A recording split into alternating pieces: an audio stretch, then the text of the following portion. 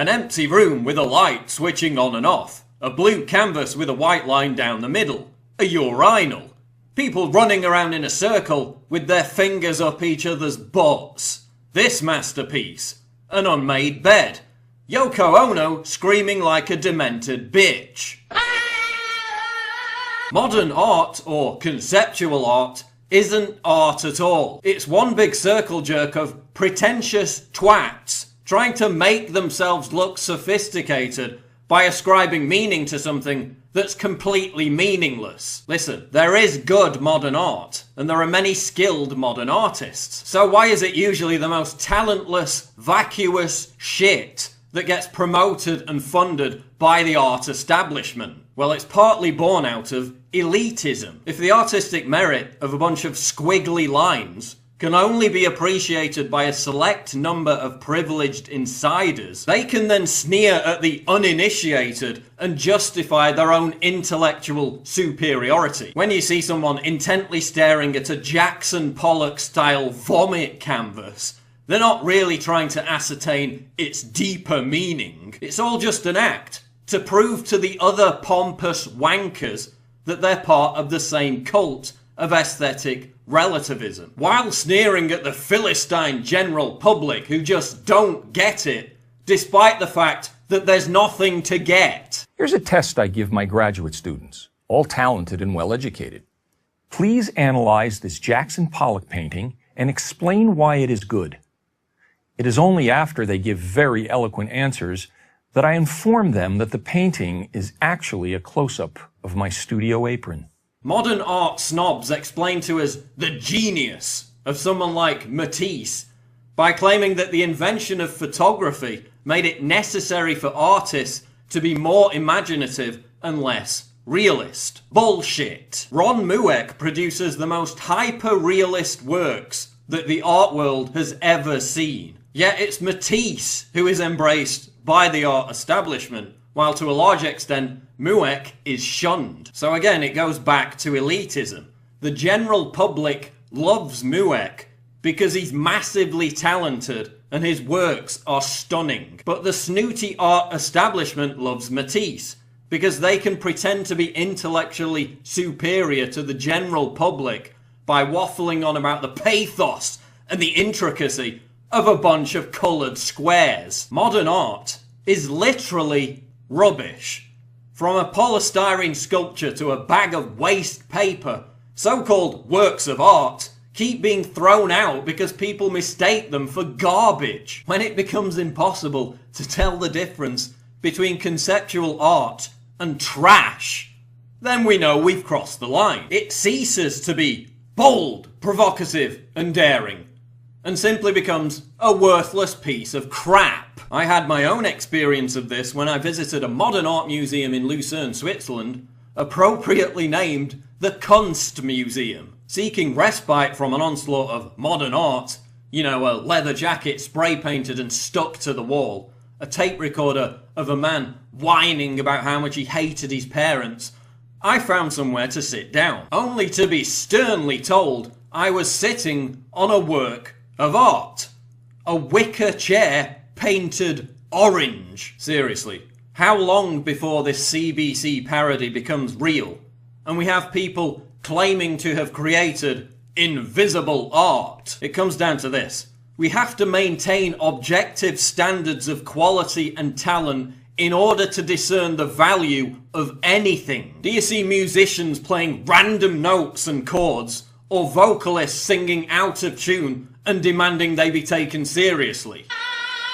Yeah, I'm not talking about Yoko. Do you see figure skaters falling over and demanding that they be given high scores? We rightly ask that the artist has perfected his craft. Piling up pieces of dung and straw on a cheap top doesn't take skill or craft. It took Michelangelo 3 years to carve his iconic David out of a rock. It took considerably less time and skill for the LA County Museum of Art to provide us with a rock. Yes, that's it. A 340-ton rock. And the money that they waste on this shite $10 million for a frigging rock. $500,000 for a lamppost ring in Calgary. That's the gross thing, is that tax dollars go to support this. They have one exhibit that's all junk. It's called junk. That's like part of the name of the exhibit. And you go there, it's like bottle caps that are glued to like a cork board. Like, you fucks. You motherfuckers. You put this on a frame and hung it on the wall, and you're charging people to see this? Dog shit. I mean, just total dog shit. Conceptual art also reflects trends in society, culture, and politics. This is what happens when lefty social justice warriors and cultural Marxists seize control of something and ruin it for everyone else. No wonder gamers are so terrified of them subverting the video games industry. Conceptual art is another front in the war on objectivism. It's this ridiculous idea that something has merit and authenticity based on the flimsiest subjective pretense. Just as a 52-year-old man can identify as a 6-year-old girl and demand that society embrace his delusion, the art world presents us with 90 tin cans filled with feces and demands that we treat it with reverence. Well, I'm not going to treat it with reverence. I'm going to objectively argue that it's 90 pieces of shit and it's not art. Oh, but it's so shocking and offensive to submerge Jesus in piss. How provocative. No, it's not. It's just a lame cliche. If you really want to be offensive, why don't you start drawing life-size cartoons of Muhammad? Why don't you pickle the prophet in piss? Oh, but that's politically incorrect. The gravy train of government grants would soon come to a grinding halt. So what happens when people within the art world speak out about the vacuousness of modern art?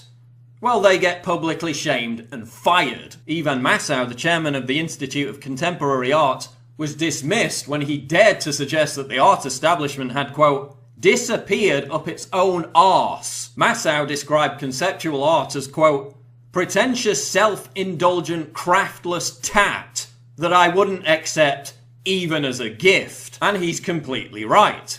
But to utter that the emperor has no clothes is to threaten the very existence of the art establishment. Thankfully, fewer and fewer people are interested in modern art. Although tourism is increasing, attendances at modern art museums are dropping, while more people are attending traditional art museums. There's also a huge backlash against conceptual art, led by groups like the Stuckists and the Art Renewal Centre, both of which are of course under constant attack from the art establishment. New York artist Lisa Levy is protesting against modern art by sitting on a toilet for 2 days. If she was British, the Turner Prize people would be falling over themselves to give her their annual award. Conceptual art is shit.